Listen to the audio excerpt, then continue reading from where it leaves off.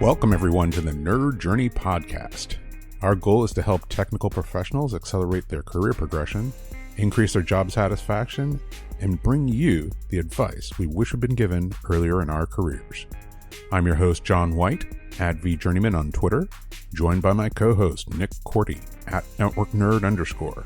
We both work in the tech industry with backgrounds in IT operations and sales engineering. We hope our career discussions will be vendor neutral, relevant across disciplines, and remain timeless. If you're enjoying our content, please drop us a positive review on Apple Podcasts or wherever you subscribe. And if you want to get in touch with us, tweet or DM at Nerd Journey. Ultimately, we're just two nerds on a journey. A journey to career enlightenment. So let's take a trip. We also wanted to mention that our second site, graph.nerd-journey.com, is also live. That's the knowledge graph and linked notes version of our main page's show notes that we developed to make it easier to explore our episodes, guests, and topics. All right, here we are with episode number 228. This is part 2 of our discussion with Scott Egbert. If you haven't listened to part 1, I would encourage you to go do that. It was a really interesting conversation. That was episode 227. Scott went through a series of career transitions where he got out of school to be an aerospace engineer, went to work as a mechanical engineer, ended up getting an executive MBA, and then had a career switch to finance with the end goal of becoming a business unit CFO or chief financial officer. He had some interesting points about communicating with finance. Always interesting to get some coaching on how to do that. And had some interesting ideas about presenting to technical versus executive audiences. So definitely, again, worth listening to that. Oh, before I forget, he also had some ideas about analyzing one's career as lines on a profit and loss statement. And if you want more details on that, go ahead and go back to episode 227 to listen to that. But here we are with part 2. Nick, what would you recommend people listen out for? It's going to be interesting because the tides are going to turn. What do you do, listener, when a goal you had set becomes something that you don't want to be your goal anymore? That happens to Scott, and you're going to get to hear about it out of the gate. And then what would you do if you lost joy in your work? How do you find it again? Can you find it again? Is that even a realistic expectation that we can find joy in anything that we choose to do? Listen closely. How about you, John? Anything stand out? I think you covered it pretty well there. Maybe the one other thing that I would listen for was a really interesting question that you asked about, which is seeing any patterns once Scott gets into coaching. Well, I don't want to give away too much. So instead of me telling you about it, or us telling you about it, why don't we get to part 2 of our discussion with Scott Egbert.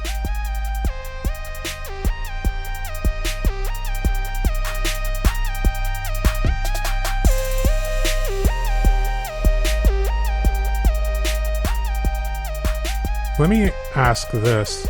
We, again, looked at your LinkedIn, and at a certain point, you had this transition where you started your own business and you were more focused on coaching and leadership skills, and you kind of left the day job.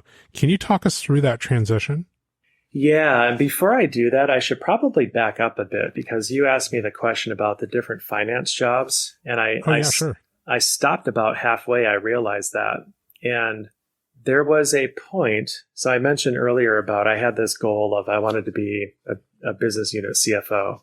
And I reached a point about 10 or so years in where I worked closely enough with one of the business unit CFOs to realize, no, actually, I don't want that job. And what happened for me is I realized that, and I think it's good to realize what you don't want to do, but I didn't replace that with a different goal. And so I really started on a drift. And so I took so remember before I kind of had this checkbox that I was working through. The reverse timeline is what I like to call it. The reverse timeline, I like that. Yeah, I like that a lot. I kind of cast that to the side and said, okay, now what? And so I sought out a role in finance that just honestly looked interesting and looked fun. And so for me, we had a knowledge management program, and they're looking for a program manager. I had no experience with knowledge management. I had no experience with program management for that matter, but it looked really interesting. It was kind of off the beaten path from the reverse checklist. And so I went and did that, and I had a blast. I got to work with a lot of different people that I wouldn't have worked with otherwise in IT and HR. I kind of got to use the other side of my brain because everything I'd done was quantitative. And so I did that for a couple of years, and that, through a strange sequence of events, opened up a door into Intel Capital, which is our venture capital arm. And I went and did that for several years. And again, I just drifted into some really interesting roles. And so that's where, I get the kind of the equity and a bit of M&A experience. So that kind of came full circle back from the engineering days. I reached a point where I finally drifted into a role that I realized, this is not for me. And it was bound to catch up with me at some point. And so I had this experience where I just literally kind of woke up one morning and was just, what am I doing here? I don't know how I got here. I don't know why I'm in this role. I'm not wired for this type of a role. I just felt like a fish out of water. And I went back to a career coach in the alumni services at my business school and started working with her and said, I'm lost. I need help. And so she spent a few hours interviewing me and did a career assessment. And she said, Scott, your passion is all around people. And I'd been doing quite a bit of mentoring at that point. I didn't really mention that yet. But she's like, it makes sense that you're not really interested in finance anymore because it's not about the numbers and the projects. It's about helping people and elevating people. And said, have you ever considered working in HR? And so I thought, when I thought of HR, I thought of that person that you have to bring in when there's a performance issue, right? And they have to do the dirty work. And no, I have no interest in doing that whatsoever. And so she had to educate me on, there's manager development and leadership development and all the training programs. Where do you think this all comes from? So I could be interested in that. And so I started looking at HR roles. I was going to pivot from finance to HR. And in the process, I discovered that we had a coaching program. And I had just taken this 3-day course. It's called Coaching for Excellence. And I just got the bug. I loved it right out of the gate. And so there's, an opportunity to, could actually do this for a job and get paid for this. That was just really eye-opening for me. So that started me down a path of, this time I'd finally learned, after however many decades, I actually went and talked to people who were doing the job and found out what that's really like and what does it take to, get certified in that. What does a day in the life look like once you do have that? And so that's what led me down kind of that certification path for coaching. Sorry, I left out a whole bunch of the backstory for that question you asked. I want to make sure I heard that right about the career assessment. Was that a company benefit that was offered through Intel that you were able to take advantage of, or was it some external thing? No, this was through my business school. Okay. It's a benefit that they provide for alumni. Apologies, missed that. And it sounds like it was a strengths and weakness finder type exercise almost. There's several different career assessments. And the thing I would say is, don't rely on any assessment in isolation to tell you what you should do when you grow up. They have some very good information, but none of them are perfect. And so this one it really looked at kind of your passions and your skills. So what you might be passionate about. I was passionate about astronomy at a very early age. I didn't have any skill in that, right? So I wasn't ready to go be an astronomer. And looked at experiences, and it looked at, preferences, right? So, and these assessments have various different forms of kind of preferences or personality assessments. And so it was kind of a culmination of all of those. I really like that. And I love the fact that you were open to at least getting educated on, well, it's not actually what HR is in the realm of what I'm talking about for this function. Because a lot of people would be like, HR, I'm out. Nope, don't want to hear anymore. I don't even want to hear what you have to say because you're just going to try and tell me that it's better than it is. And I have nothing against people in HR, by the way. I used to work with some fantastic folks at an HR services company. Some of the coolest people I've ever worked with. They do get a bad rap. Well, I mean, you could start an HR consulting company like, what was that guy in Up in the Air who just gets paid to fly around and fire people? Maybe that would be soul-sucking, now that I say that out loud. Okay. And you heard it here on Nerd Journey, folks. We did it live. The idea of the intersection of passion and skills, that is really interesting to me. Maybe I'd heard something similar, but I hadn't heard it put in quite those terms. And then maybe there's a third overlap of also somebody's willing to pay for it. That might be important if you plan to make a career out of it. That it turns out that is important for most people. That was so dry. That was great. We could probably have a whole conversation around, there's different schools of thoughts on, chasing your passion for work or not doing that because passions don't necessarily pay. But I'll stick to the questions you ask and Yeah, you're right. There's some good books on that. We could go down a big rabbit hole. I see a return interview. Yeah, there's more there. When you're talking about you kind of woke up one day and had the realization like, why am I here? Why am I doing this? I don't want to do what I'm doing right now. You mentioned the feeling of drifting. You tossed out your previous plan.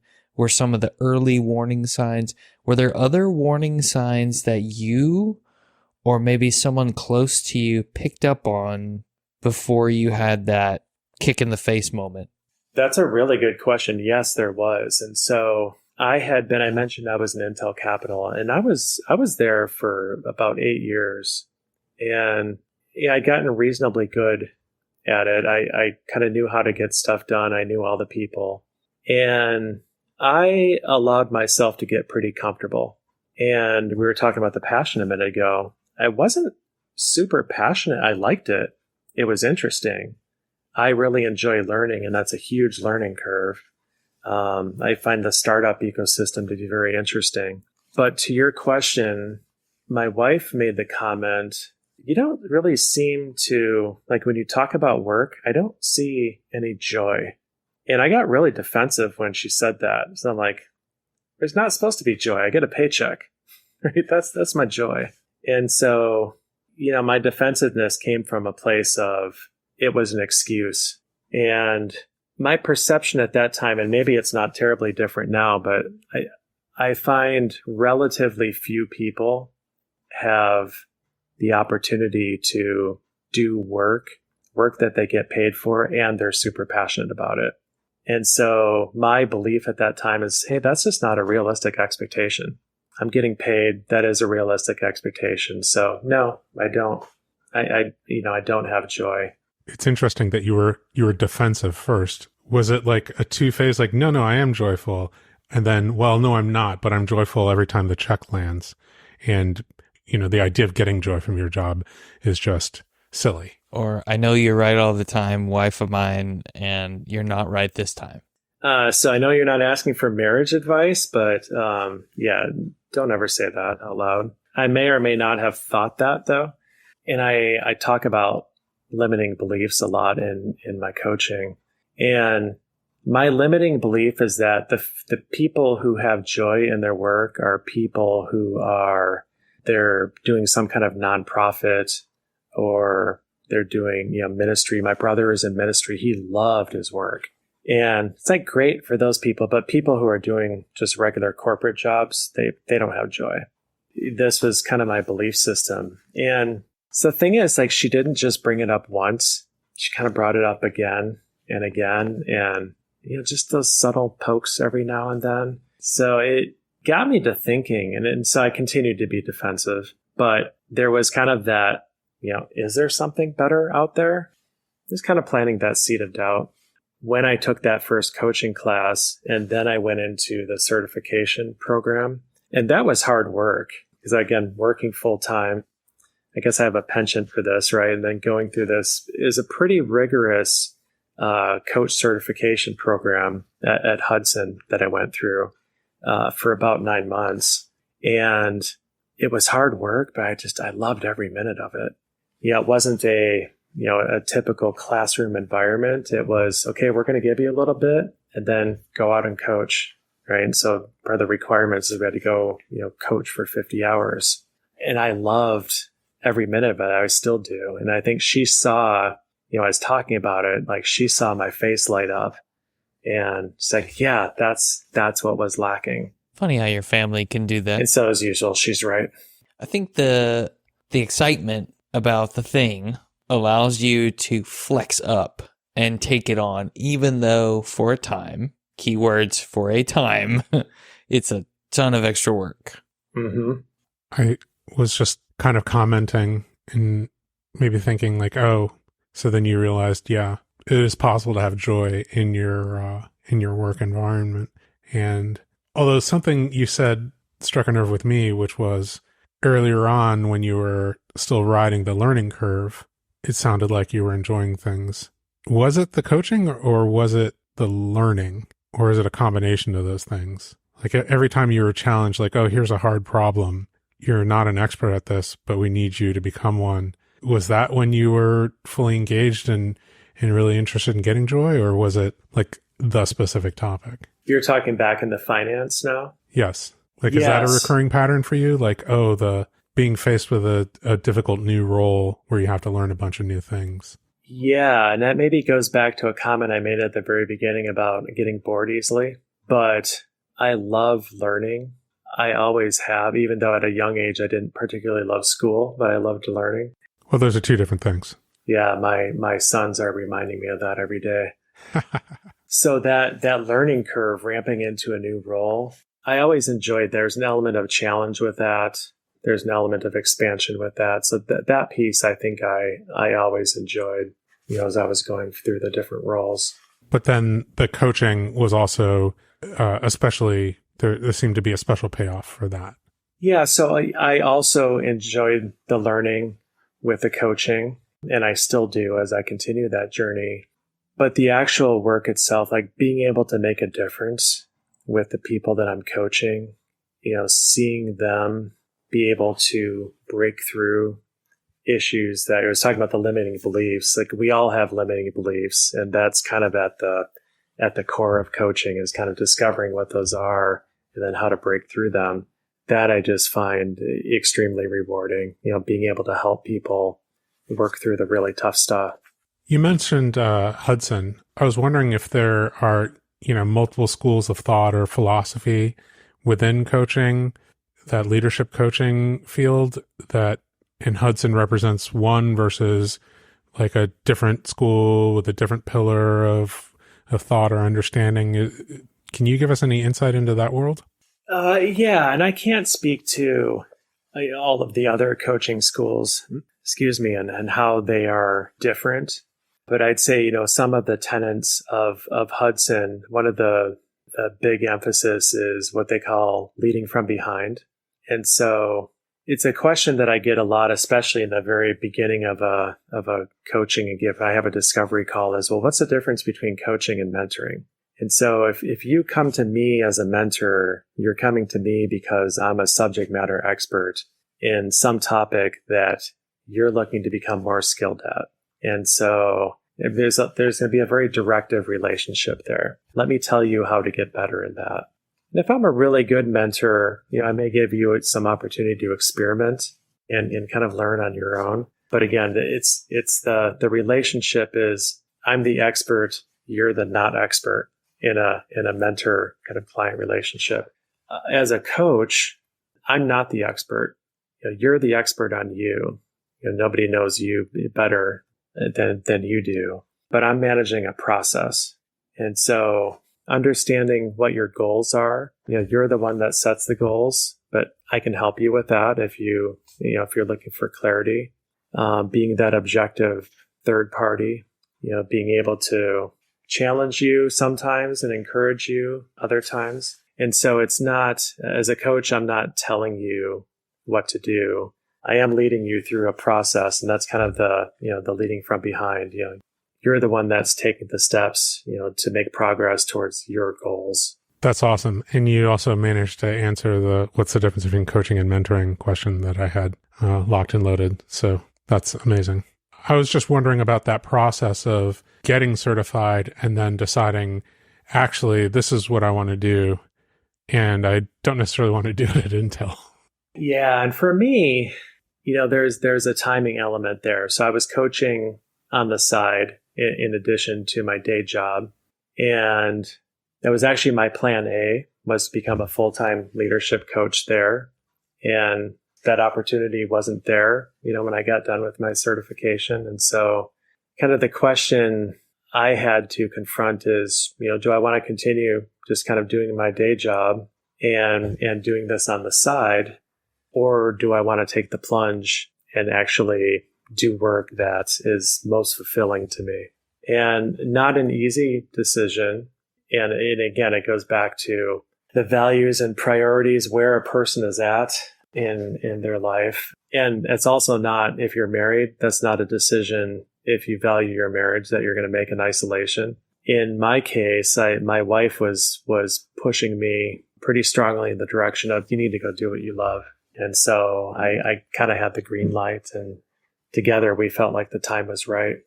So you took the plunge, but you'd already had some clients, it sounded like, or you were doing some coaching outside of work hours. So it was really just a matter of, at that point, fully investing in maybe some of the other functions in what would include like a complete business, like a marketing plan, like a customer acquisition plan, all those things. How difficult was that to do when that wasn't necessarily your goal? Yeah, I'm still on that learning curve. Yeah, I'm wishing I would have taken more marketing classes back in business school. I would have mixed up my electives a little differently. We optimize for the short term, right? And then we really never do go back. Although nothing stops you from taking marketing classes now, I suppose.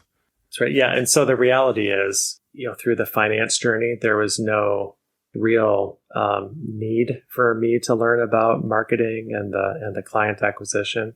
So those are things that you're really coming into this. I'm hitting at the ground level in terms of my knowledge base. Got to start somewhere. At some point in time, somebody's going to say, maybe you should start a podcast, and you need to, I was going to say punch that person in the face, but maybe like that's not the right response. It's definitely not the right response. I actually think that starting a podcast is a terrific way to advertise your business. I think we've talked to several people who immediately come to mind. Some of those episodes have recently gone out. People who kind of got into coaching or counseling over specific things and started a podcast and ended up being like a huge part of why people come to them specifically for coaching. But it is a lot of effort. Yeah, we know for sure. If you want to add like another 8 hours to your week for 1 hour of content, like it's a great way to, I call it a force multiplication event, but the multiplier is below 1. It's between 1 and 0. So 8 hours of work for 1 hour of content. It's funny. It's something that I had not considered at all coming into this conversation. But one of the things I'm really trying to do is give myself a bit of permission to throw some spaghetti at the wall and see what sticks, because I don't have it all figured out. And so it's an opportunity for some experimentation, which isn't something I've really historically done in my career. But I'm going in knowing full well that there are some things that I'm trying that are not going to pan out. And maybe there are some things that I'm not considering that would be productive. So, yeah. Well, you're just walking the profit and loss statement and trying to figure out how much to invest in R&D and how much to invest in sales and marketing. Like, it seems perfectly logical. I was thinking about Kristen Carter, and she has an entire practice around coaching people who have ADHD and has an entire podcast built around that. And I think one of the interesting things that she said was, I went looking for a podcast about this, and the ones that I found I didn't like. And at a certain point, I realized, oh, if it doesn't exist, then you're the one who has to build it. You can't just wait around hoping that somebody else does this. So it is something to think about. That is one I definitely want to check out. We have multiple kids with ADHD, so that's very relevant. Yeah, it's definitely an episode, worth thinking about, listening to anybody who's thinking about starting a business around some kind of consulting or teaching or coaching or mentoring. Same with Kate Donovan. The episodes right before that. Yes, excellent point.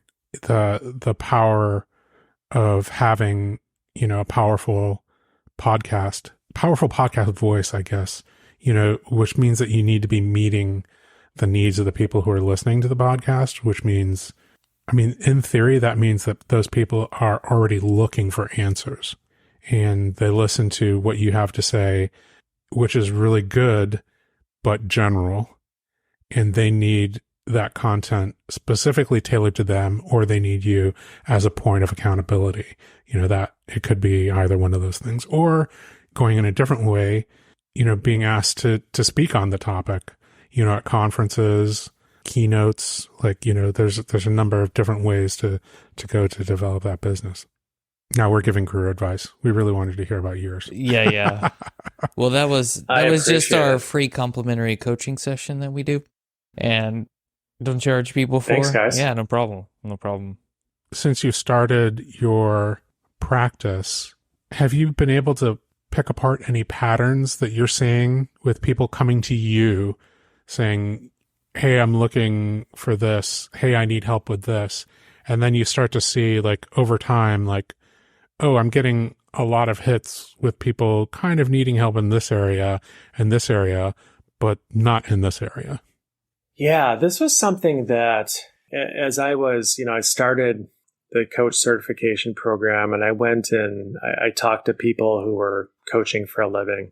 And it's just this common theme that I was hearing is, well, you have to find your niche, or you have to find where you're going to specialize. And I'm like, I've just started coaching. I have no idea. So, fast forward to now, and there is, it's not the only area that I coach, but there is this recurring theme of people that are stuck in their career. And so that's why I say, career development and transition, because that seems to be where just a lot of people need help. It shows up in different ways, right? It could be, hey, I've been passed up for promotion now a number of times. I'm realizing there's something with me. It's not just a bad manager. How do I get over the hump? Or I'm a high performer, and I've been a high performer, and I'm just burned out. Or it's, I've been doing this for a long time, and I used to love it, but I'm just not feeling the juice anymore, and I don't know how to get it back. And so those are just a few examples that all kind of point to the same thing of I'm kind of stuck where I'm at in my career, and I don't know how to take that next step forward. Well, that kind of dovetails for our entire reason of having this podcast, because I think that is something that we, both Nick and I, after we made a career move, kind of looked back at where we had been and go, oh, it's not necessarily a dead end, but it certainly could be.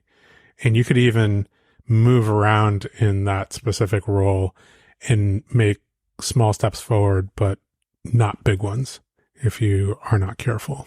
The treadmill is slowly moving backwards, so you have to constantly expend effort just to stay level, because that's the technology world, right? So if you're in IT operations, you can't just stop learning and just pick a technology and just coast, because you're slowly losing value because past a certain point, you're just losing adoption of that technology, not gaining it anymore.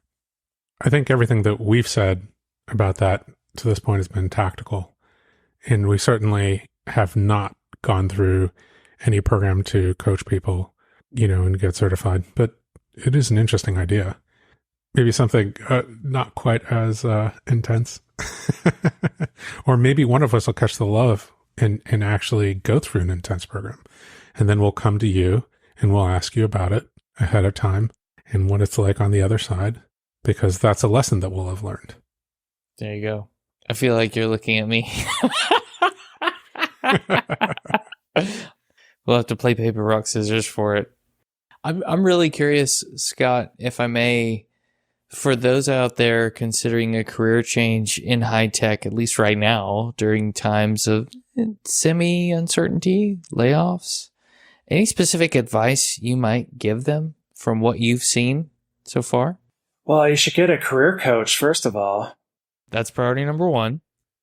I say that sounds self-serving. There's something to don't go it alone. Having someone that can walk with you on that journey, they can bounce things off to help you see that objectively. If it's not a career coach, at least do that with someone you trust. We've kind of hit on this at various points in the conversation, but can't put enough emphasis on networking. So if you're looking at a career change, finding those people in your network, and if you don't have them in your network, then work your network to find them, right? Who are the people that are doing the types of jobs that you're looking at? Because if you're going to embark on a career change, you want to be as well informed as you can be. So understanding, what does a day in the life, in that job look like, and the things that are important to you. So if career progression is important to you, what does career progression in that new field look like? Or what does balance look like? Or what does security look like? Do you have to be an investment banker to succeed? Or work investment banker hours. I think that's the thing that we circled back on. Scott, if our listeners want to talk to you a little bit more or follow you for content, what would be the best way for them to find you? Yeah, so I post regularly on LinkedIn. I have a newsletter that I publish weekly on LinkedIn. If someone wants to have a conversation, there's a link there on my LinkedIn profile to schedule a free conversation. Always happy to do that. And that doesn't even necessarily have to be around coaching, right? It could be, I've had people reach out to me, through that link just to, hey, I'm considering this career change. What do you think?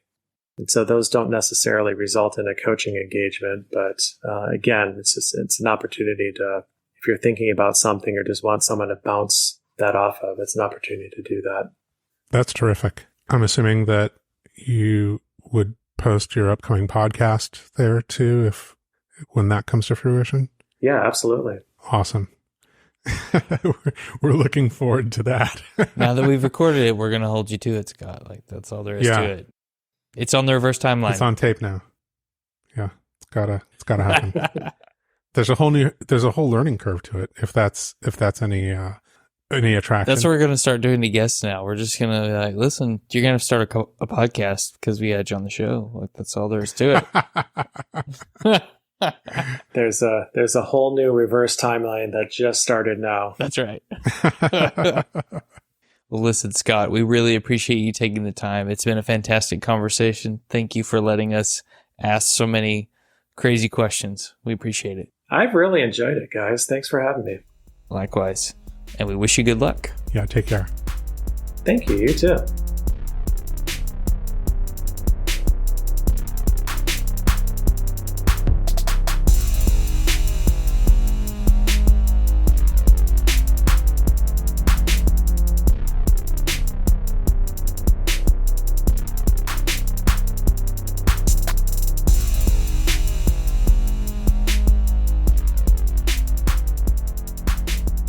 Nick, I have to laugh because it sounds like Scott finally took the advice that he was giving and shadowed a job before he got it.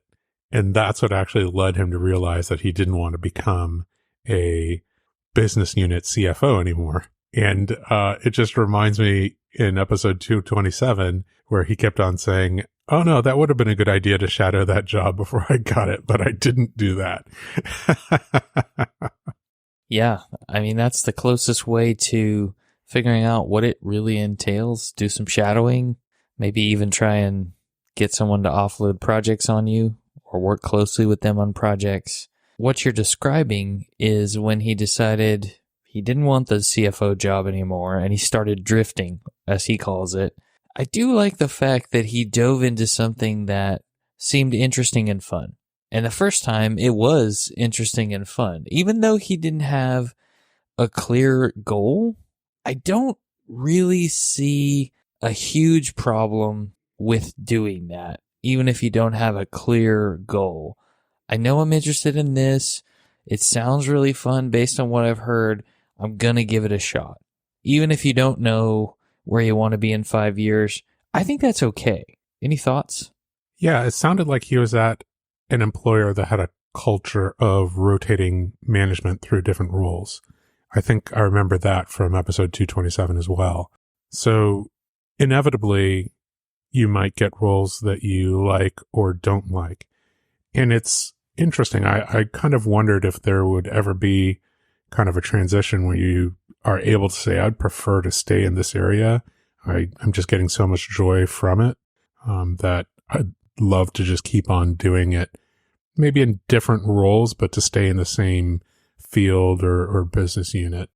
I don't know if that was an option, and I really feel like we missed an opportunity by not asking him. But that was the thing that popped into my mind as I kind of listened back. It's too bad. The rotation got him to a different spot, right, in the venture capital arm where he really wasn't getting as much joy afterwards, which is, like I said, it's really unfortunate that can lead to that. And it's surprising because he was there for 8 years, right? And he didn't get to stay at the place where he was getting a lot of joy. And then the place that it wasn't that exciting, he was there for 8 years. Yeah, it's a challenge. And I think it just goes to reinforce the pattern that we cannot always see ourselves, how miserable we are, how busy we are, how stressed we are, until someone points it out. And in Scott's case, it was his wife saying, hey, I don't think you have the joy anymore. But I like the meta value of the coach getting coached. Yes. Before he became a coach, he sought out a coach. And the coach said, it's not about finance. It's about people. And you should think about going into HR. Well, that's like a bad word to most people. He modeled a really good thing there in being open-minded to learning, what is it really? Here's what I've heard. Is that really what it is? Seeking to understand. And he became interested in it and was about to seek that out when something changed his direction a little bit. Right. That eventual path to becoming a coach full-time and starting his own business, that was really interesting. I think, again, something that stuck in my mind was the patterns. You asked the question again, like, what are the patterns that you've seen there? And it was different variations of people getting stuck in parts of their career, and they didn't quite understand how to move forward in any of the different scenarios that he listed. It's so interesting that people have the self-awareness to be able to seek out a coach in those situations, because sometimes, and Scott is a prime example of this, is that happens and it's not part of your consciousness, your conscious thinking that you are stuck in this position and you don't have a path forward. It just kind of sneaks up on you and somebody else has to point it out. Maybe it speaks to kind of like therapy, where you should treat it as something you do on a regular basis to tune up your career, just like you would tune up your mental health. Hey, what's going on? Have you been feeling well? All of those kinds of inventory questions that sometimes are not great at doing a self-inventory. Yeah, that's like that destaging process in storage from the cache to the capacity tier. That's oftentimes slower. So that's what I would equate to what happens when we don't take time to process how we're feeling or notice it. You get this latency between the cache and the capacity tier, and the destaging process isn't happening as it should. I understand what you're saying, but to me, it's a little bit more like I'm going from RAM to like a slow disk tier, where you just get contention, okay, that's enough nerd analogies, guys. Like we're not actually like this, like 24/7. But no, I do get your point. Of course, there's the advice to network. That was something that came out. It actually a couple different good pieces of advice, starting with maybe you should get an independent third party to kind of reflect with you. And talk to people who do the thing you want to do. Yes. He definitely absorbed that lesson, finally, third time's a charm, and and is passing that along. Great stuff from Scott. Great stuff. So if you need a coach, we've interviewed at least 3 now. Actually 4, if you count Brett Hill, Kate Donovan, Kristen Carter. If we left somebody out just off the top of my head, I'm sorry. We're going to need an entire section in our graph.nerd-journey.com of just coaches. That's what it sounds like. Yeah. Well, if that's all, we'll see you next time. Just a reminder, we'd like people to subscribe and give us a positive review on Apple Podcasts or wherever you're listening. We want to know if we're being helpful and are always looking for interesting questions to ponder. We're collectively on Twitter @NerdJourney. Farewell, listeners. Tune in next time as the journey continues. I'm John White @VJourneyman, for Nick Cordy @NetworkNerd_, signing off. Adios.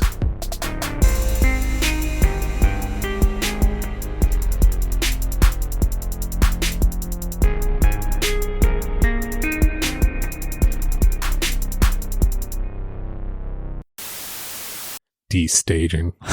That's hilarious. You are such a nerd.